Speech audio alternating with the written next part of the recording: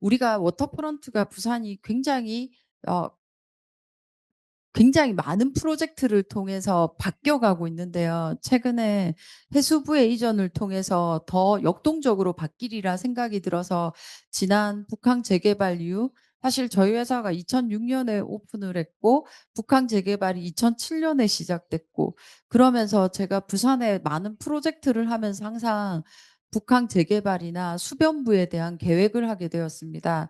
그래서 이렇게 관계 기관에서도 자료는 많겠지만 제 관점에서 부산의 변화를 워터프론트의 변화를 그리고 기능이 바뀌어가는 과정을 참 정리를 해 보았는데요.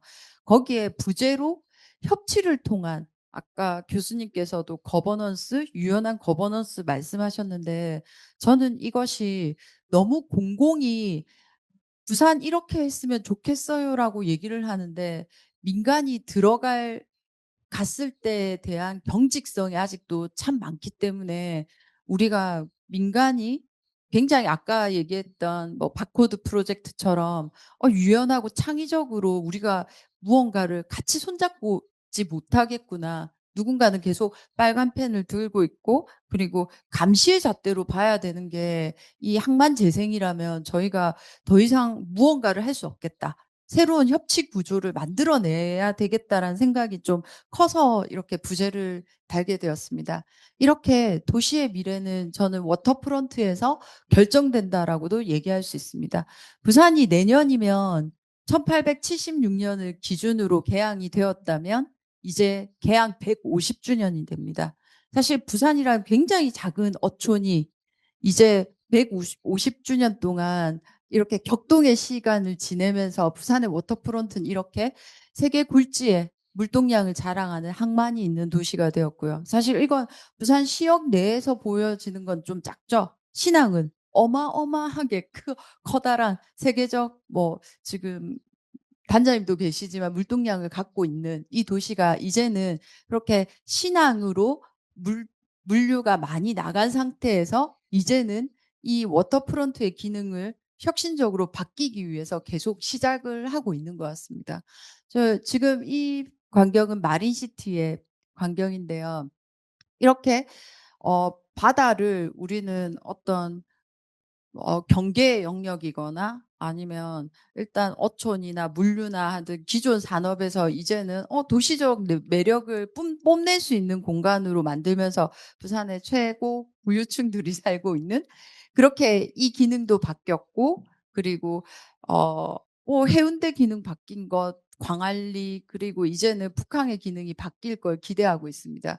그래서 저는 부산의 정체성이 누군가가 자꾸 항만도시라고 얘기를 하면 부산은 정말 역동적으로 변화하는 진화하는 도시라고 해서 조금 네이밍을 다르게 할 정도로 부산의 변화는 굉장히 큰 편입니다.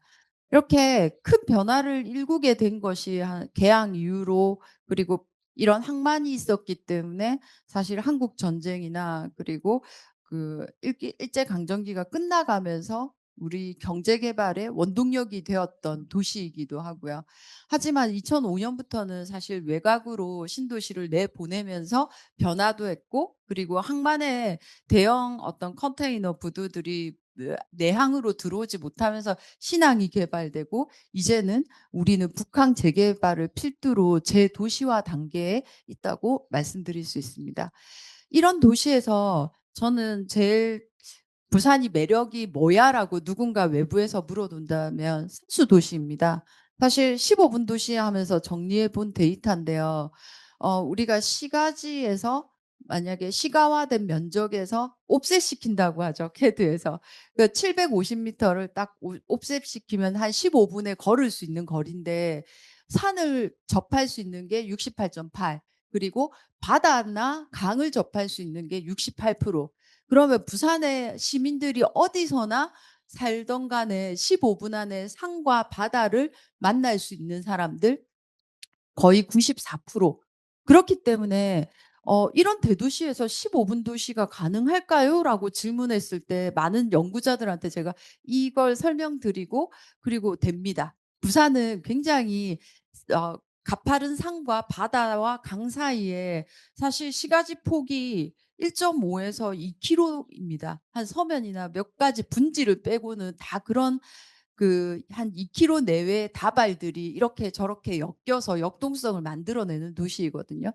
그래서 저는 이런 산수 도시의 매력이 부산에 굉장히 다양성을 만들어낸다고 보고 있고요. 이러다 보니 일단 이런 시가지나 바다, 그리고 저기 수영강변, 그리고 최근에 국립공원으로 지정된 금정산까지 다 품고 있는, 그래서 굉장히 자연이 아름다운, 그래서 이 도시가 물류 도시의 다음의 선택을 지금 뭐 문화복합, 영상, 그리고 해양 신산업까지 해가는 이 경로에서 충분히 이 도시의 자연적 매력은 이런 것들을 담아낼 수 있다고 보고 있고요. 그래서 지금 현재 박형준 시장님이 들어오면서 했던 내 삶이 바뀌는 15분 도시라고 해서, 우리가 어떻게 하면 이 시가지 내에서, 사실 전철역도 거의 시가화된 구역이 한 중간에 들어가고 있거든요. 그러면 그 주변에 우리가 이런 보행이나 뭐 건강 돌봄 일자리 주거들, 그리고 공동체나 문화, 그리고 우리가 함께 누릴 수 있는 제3의 공간들을 많이 만들어내서 사실 공유하는 도시가 되어가자라는 정책으로 15분 도시가 만들어졌고요. 또 최근에 그 경관 계획에서는 어 우리 이렇게 높이에 너무 높이 컨트롤에 너무 집중하다 보니 놓치는 게 너무 많아. 이제는 경관 계획에서도 보행 일상의 생활을 좀 중시하고, 미관 기능보다는 그 저층부에서 장소나 활동성을 만들어낼 수 있는지 체크하는 걸 더 중시 여기자. 그래서 입체적으로 경관 구조를 보고 우리 좀 실효성이 높은 규제를 하자라고, 사실 경관 계획의 패러다임을 이번 2023년 경관 계획을 재정비하면서 확 바꾸어 보기로 했습니다. 그래서 그 뒤로도 특별 건축 구역이나 지금 도시 건축 통합 계획에 대한 논의도 부산시에서는 지금 최근에 한창 하고 있는 상황입니다. 그리고 지금 같이 지명하 대표님이나 학회와 같이 하고 있는 수변 도시 프로젝트가 있습니다. 수변 도시 공간 계획을 하고 있는데, 이렇게 보시면 저 끝에 그 기장부터 지금 다대포 가덕은 살짝 잘렸는데 이렇게 400km의 해안선을 가지고 있습니다. 그래서 김정우 교수님 보실 때 얼마나 부산이 멋질까? 400km의 해안과 7개의 해수욕장과, 그리고 그 배후에 350만, 그리고 부산 경남권을 다 아우르면 1000만 이상의 도시의 매력을 어떻게 이 수변 도시에서 뿜뿜뿜 이렇게 해낼 수 있을까? 한번 같이 머리를 모아서 해낸다라면 굉장히 멋질 것 같고요. 그래서 지금 여기 남항의 모습인데요. 이게 롯데백화점이 있고 영도대교가 있고, 저기 갈매기 모양의 저 건물, 예, 여기죠. 요 건물 옆에 상지가 있고요. 그리고 상지라는 큰 건축사 사무소가 지금까지 열린도시 부산 포럼이라는 걸로 해서 부산 매력적으로 바꾸기 위해서 엄청난 지원과 노력을 해주셨고, 그리고 사실 민간에서는 드물게 이렇게 이 남항 주변은 굉장히 바뀌어야 될 것 같아라고 해서 경성대학교 연구소와 또 이석환 교수님 연구팀, 권도현 교수님과 함께 남학 재창조 프로젝트를 사실 민간 기업이 연구 기금을 내서 한번 변화시키는 플랜까지 한번 짜보는 것들이 이렇게 시작됐습니다. 그래서 저는 이렇게 워터프론트를 다시 보게 된 게, 이런 항만구역 폐쇄 공간이 이제 열려서 북한 재개발을 우리 시도해 보자라고 했던 것이고요. 이게 2단계, 지금 김경배 교수님도 참여하시고 타경식 사장님도 참여해서 같이 만든 2단계 계획을 하면서 이 그쵸. 여기 3단계 부분까지 전체 마스터 플랜을 한번 완성하면서 북한 재개발 구역은 적어도 이렇게 바뀌어야 되지 않을까요? 라고 고민해서 계속 그려나갔던 것 같습니다. 지금 현재 저희가 있는 곳이 이 부산항 배후의 국제여객 터미널이고, 1단계 부지, 그리고 2단계 부지는 철도 부지를 포함해서 이렇게 있고요.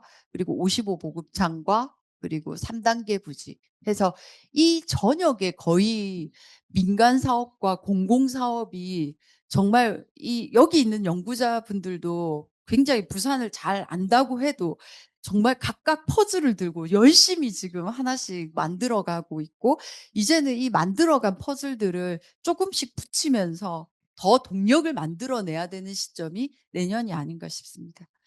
그래서 저는 내년이라고 하는 거 저는 그냥 예. 항만 예. 개항 150 주년을 기념해서 우리가 더 다 각자의 퍼즐을 들고 뭉쳐야 될 때가 아닌가라는 생각을 하고 있고요. 그리고 북항 재개발 1 단계가 이렇게 공간적 프레임을 좀 완성했을 때 2010 년, 2019년 이렇게 각각 이 안에 있는 콘텐츠가 '외부 자원과 잘 엮여야 돼.'라는 그림입니다. 사실 북항 재개발을 여기 계시는 분은 거의 다 아시겠지만 부산역이고 우리가 있는 국제역의 터미널 부지면 여기에 우리는 이 피어를 주차장으로 두지 말고 복합화시킨 해양 R&D 캠퍼스를 도입하고, 그래서 인제 MOU를 통해서 인제 도입에 대한 여러 가지 일들이 이제는 본격적으로 시작되고 있고요. 여기 랜드마크 부지, 스노에타 건물과 아주 또 닮은 오페라 하우스와 지금 해양 마리나 센터 완공돼서 운영 중에 있고요. 여기는 처음엔 아카이빙 센터였지만 현재는 그 스타트업 센터가 중기부에서 사업 지원을 받아서 여기 들어설 예정입니다. 여기 콘텐츠는 많이 바뀌겠지만 여기 배후에 부산의 초량 외관이 처음 시작됐던 곳이기도 하고 어 작고 큰 전시장들이 굉장히 많습니다. 이런 전시장들과 엮이면서 콘텐츠를 좀 구성해 나가면서 저희는 여기가 항만 역사지구, 여기는 해양 문화를 만들어내는, 그리고 복합 항만 지구라고 해서 여기에서 일어나는 새로운 좀 동력이 이렇게 부산역 유라시아 플랫폼 이 배후 지역과 이제 연결된 재생까지 연결돼야 되는 시점이라고 보고 있습니다. 그래서 이 항만 재개발 구역에 대한 건 항만공사가, 내지는 배후의 지역은 어떻게 만들지라고 해서 원도심 통합 연계 마스터 플랜을 배후 지역과 연계하는 걸 2019 년부터 부산시가 수립해서 현재 진행되고 있고요. 그때 큰 어떤 비전이나 컨셉이 코센트럴 부산, 코에는 여러 가지 좀 의미가 있는데 커먼즈의 의미와 코퍼레이티드 협력하자라는 의미와 커넥티드 우리 연결되자라는 의미를 가진 그 연결된 총체적인 센트럴인 부산에서 우리는 해양 도심 해양 여가와 그리고 도심 비즈니스, 배후의 창의 주거와 도심의 산지 여가가 함께 통합되는 플랜을 한번 가져가자라는 것이었고요. 사실 북한 통합 연계에서 가장 중요한 게 어떻게 보면 여기 오페라 하우스가 있는 우리가 있는 이 1 단계 배후 지역이 부산역과 연결되고 뒤에 이제 삼복도로 지역과 연결될 수 있는 이 선명한 축들이 우리는 좀 필요하겠다라고 생각해서 삼복도로와 통합된 재생이 되기를 좀 기대하는 플랜을 세워보기도 했습니다. 그래서 이제 산과 바다가 연결되고 그리고 도심의 여러 가지 철도 부지가 통합돼서 북한과 연결되고, 그리고 이 안에는 저기 우리 문형금융단지도 있지만 소규모 어떤 비즈니스 파크나 55 보급창의 변화 등을 통해서 쭉 연결되어 보자. 이 당시에 아마 월드 엑스포 때문에 아마 이렇게는 좀 되었지만 그렇게 해서 만든 마스터 플랜이 이제는 이런 수정축의 계획이나 이 주변부의 연결축을 어떻게 만들고 주변의 정비를 어떻게 할 것인가에 대한 마스터 플랜을 그렸습니다.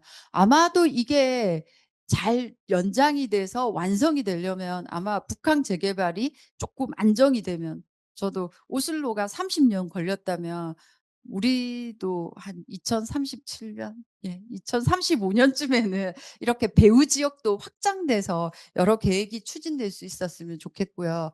이때 지금 저희 경부선 철도 지하 사업의 경우에는 현재 국토부 선도 사업지구로 지정되었기 때문에 올해부터는 본격 계획에 들어가고 있습니다. 그래서 아마도 이런 계획과 배후 지역과 연계되는 수정축의 사업은 꼭 진행이 되어서 저는 이 좀 단단한 어떤 스파인이 공공의 투자로 만들어졌을 때 이 주변의 민간이 좀 따라올 수 있지 않을까? 오슬로랑은 다르게. 그래서 '이것만큼은 강력한 투자가 좀 필요하지 않을까.'라는 생각을 하고 있습니다. 예. 그리고 앞에 말씀드렸던 상지에서 인제 남항 부분, 이제 북항을 그렇게 연결하자. 아까 얘기했던 북한 지역이 이 지역이면 남항 부분도 굉장히 그 예 수산업의 메카죠. 자갈치 시장부터. 그리고 여기 선용품 센터나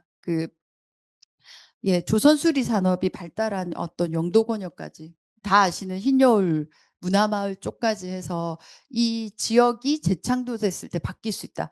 사실 남항의 경우에는 부산 항만공사가 다루는 국가 어 그 예 지방 지방에서 지방수산청에서 다룰 수 있는 법령이기도 하기 때문에 적극적으로 아마 좀 연구를 해서 이렇게 그리게 되었던 것 같습니다. 여기가 아까 영도 쪽이고요. 여기 롯데백화점 아까 보셨던 곳이고 영도 다리가 있고 이 주변이 좀 피어들이나 좀 추가적으로 되고 그리고 여기에서 이까지 거리가 한 250 미터 정도입니다. 그래서 이 영도와 그리고 자갈치를 엮는 그리고 보행교가 있다라면 사실 이렇게 해서 이 전체가 트랙이 만들어지고 이 커다란 서클이 다시 북한으로 연결될 수 있는 그래서 수산과 그리고 해양 문화가 연결될 수 있는 것들에 저는 제 좀 '저것은 참 의미가 있다.'라고 생각하고 이 계획안을 좀 유심히 보게 되었습니다. 그리고 사실 이런 뭐 여러 계획 속에서도 콘텐츠 '어떻게 하면 해양 수도의 신해양 산업 생태계를 만들까?' 이런 논의는 부산에서 2017 년부터 본격적으로 됐던 것 같습니다.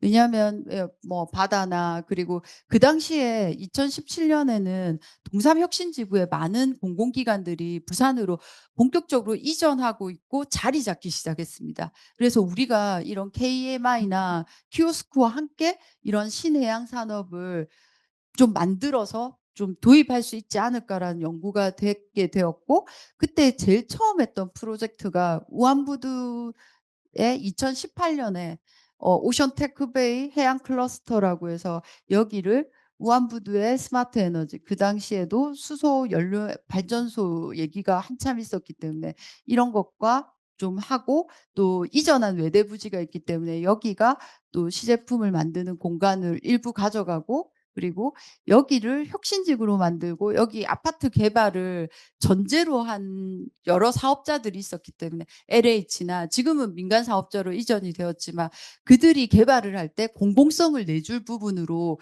이런 것들을 좀 고민해서 이렇게 한번 계획을 하게 되었고요.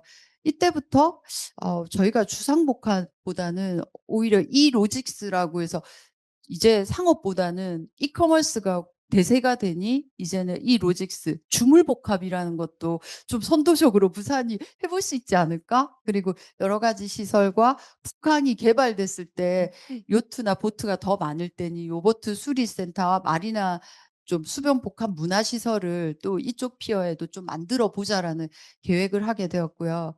그리고 2019년 그 뒤로 그러면 그 이런 수변 항만 부지의 어떤 조선 수리업의 경우에도 좀 '경제 기반형 재생을 통해서 확 바꿔 봐야 되지 않을까.'라고 해서 지금 영도 수리 조선소에 경제 기반형 재생 사업을 좀 제안하게 됐고요.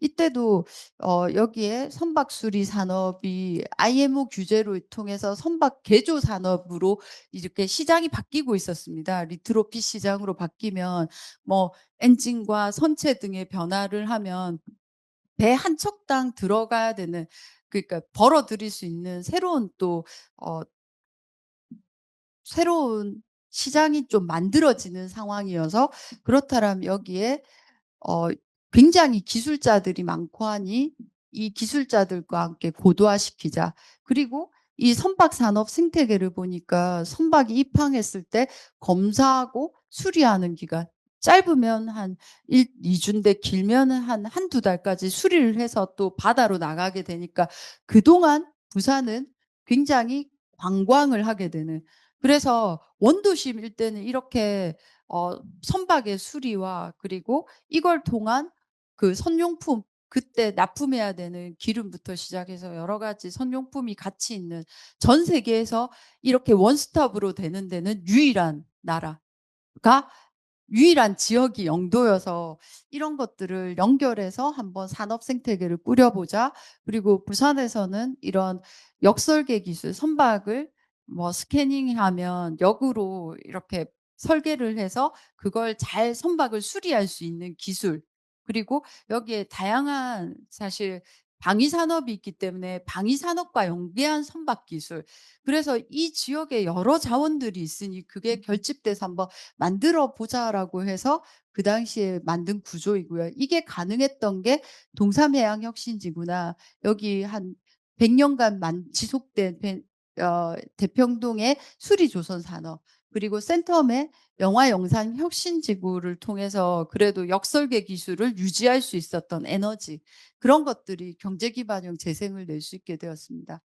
그리고 그러다 보니 이 북항 지역과 그리고 아까 남항 지역도 수산업을 새롭게 만들어 보자라는 논의가 있었고, 그 당시에 영블루벨트라고 해서 이 영도의 전용 공업 지역, 창고 지역도 좀 바뀌어야 되지 않을까라는 얘기를 하게 되었습니다.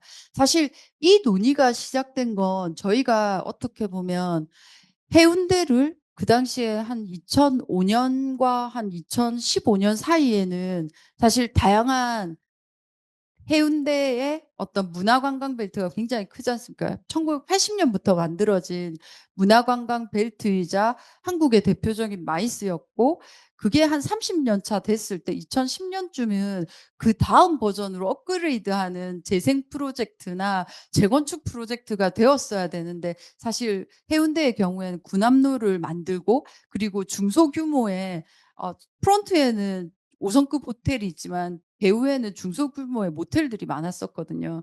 그 모텔들을 사실 좀 통합해서 개발을 하거나 사실 비전을 보여주는 것들을 제시하면서 유도했었어야 되는데, 그 당시에 적극적인 공공의 개입이 없다 보니 그 위치가 굉장히 중소규모의 주상복합으로 사실 개발되고 말았습니다. 그러다 보니 정말 제대로 된 마이스나 사업을 하기에는 부산이 사실 백스코에서 많은 수요를 받아내고는 있지만 그 초기에 80년대 개발된 호텔들은 이미 노후한 호텔.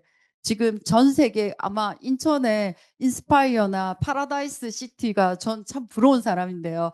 이제 부산은 그런 것들을 놓을 데가 없는 사실 상황이 되었죠. 그래서 그런 것들을 놓을 수 있는 데는 이제 북항 아니면 이 한진중공업 부지이거나 여기 전용 공업지역, 이게 슬슬슬 물류가 빠져나가고 북항 재개발이 되다 보니 여기에는 대부분, 여기서부터는 다 민간의 땅입니다. 현재 창고들이 즐비한. 그런데 어느 순간 2018년, 19년 아마 지명화 대표님과 계속 이런 프로젝트를 같이 해오고 있는데, 그때부터는 이제 창고 주인들이 다들 기다리고 있었습니다. 팔짱을 끼고. 이거 우리 변하겠다. 그래서 그 당시 한 500만 원, 600만 원 하는 땅이 지금 2천만 원, 3천만 원이 되기는 했습니다만, 그래서 민간을 잘 유도하면 좋겠는데, 여기는 전용 공업 지역이라 창고와 사실 공장밖에 짓지 못하기 때문에 이분들의 소원을 인터뷰해 보면 작은 호텔이라도 우리 수변을 보면서 우리 아파트 안 지을게요. 제발. 이럴 정도로 사실 이 지역에 대한 이렇게 소망들이 있죠. 그래서 저희가 그 영블루벨트 마스터 플랜이란 이름으로 이 그 창고 부지에, 공장 부지에 계획을 하게 되었고, 이 부지의 경우에는 꽤 큰 부지가 한국 타이어 부지인데 LH가 매입을 해서 지금 도시혁신구역으로 해서 지금 아마 다음 달에 중앙도시계획위원회에 올라갈 것 같습니다. 교수님. 그래서 아마 이런 영블루 벨트를 통해서 마스터 플랜을 완료했는데요. 이 마스터 플랜까지는 완료를 항상 부산은 잘합니다만, 이 다음에 민간을 유도할 수 있는 규제가 지구 단위 계획밖에 없기 때문에, 강력한 규제는 그 지구 단위 계획을 전용 공업 지역에 했을 때 사실 메리트라는 게 애매할 수 있거든요. 우리 법 한계 안에서는. 그래서 저는 계속 조금 생각해 보건데, 제가 이게 성동구 사업이나 성수동 작업을 이렇게 하다 보니까 여기는 2007 년에 IT 산업특구라는 이름으로 성수동의 중공업 지역에 그 프레임을 씌우면서 여러 가지 "우리 바꾸어 보아요."라고 했고, 지금 한 거의 20 년이 돼 가니 거의 인제 전 세계인의 핫플이 되었지 않습니까? 그런 것처럼 여기도 특별한 특구와 함께 지구 단위 계획을 통해서 민간이 좀 창의적으로 제안할 수 있는, 굉장히 민간이 도전해 봐야 되는 땅이 아닌가라고 생각이 들었고, 그 당시 만들어 본 마스터 플랜입니다. 다양한 해양 신산업과, 왜냐하면 여기 보이시는 이 지역이 그 동삼혁신지구라고 해서 여러 가지 공공기관이 이미 해양 관련한 연구기관이 있고, 지금 해수부가 현재 내려오면서 연관된 공공기관이 또 다 함께 내려오고 있습니다. 그렇다라면 이와 연계된 산업 생태계는 제가 아는 그 조그마한 몇 가지가 아니라 물류산업, 금융산업에서 굉장히 많을 것 같습니다. 그런 산업들을 하는 사람들이 제대로 일할 수 있는 공간을 좀 만들어 갈 수 있으면 좋겠다는 생각을 했고요. 최근에 다대 지역도 사실 여기 보이는 흰 부분은 성창목재와 그리고 물류 한진중공업이 있었던 부지였거든요. 근데 이 공간이 다 뭐 호텔과 아파트 단지로 싹 변하면서 여기를 지금 전체적으로 바뀌는 플랜들을 부산시에서는 쭉 하고 있는 상황입니다. 아까 얘기해 오슬로의 그 수변 산책길이 이렇게 쭉 연결돼서 움직이게 되는, 그리고 여기에 한 5천 세대의 아파트가 새로 만들어질 예정입니다. 그래서 수변의 공격적인 변화, 기능 변화, 그리고 산업적 변화가 함께 일어나는 곳이고요. 이건 제가 급하게 오늘 아침에 한번 넣어서 이것만 한번 더 소개하고 여쭤보고자 했는데, 아이고 폰트가 깨졌네요.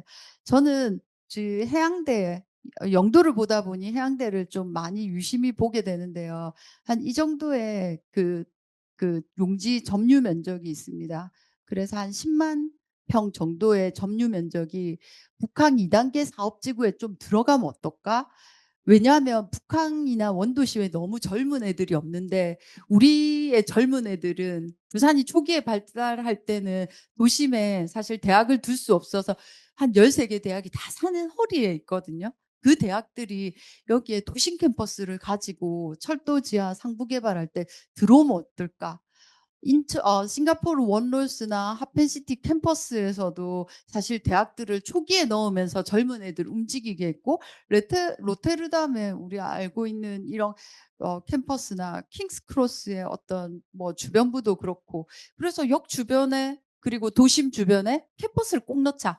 그래서 아까 R&D 부지도 있었지만 그런 캠퍼스가 있으면 좋겠다라는 생각을 해서, 정말 북한 2단계 사업구역이 사실 이렇게 되어 있거든요.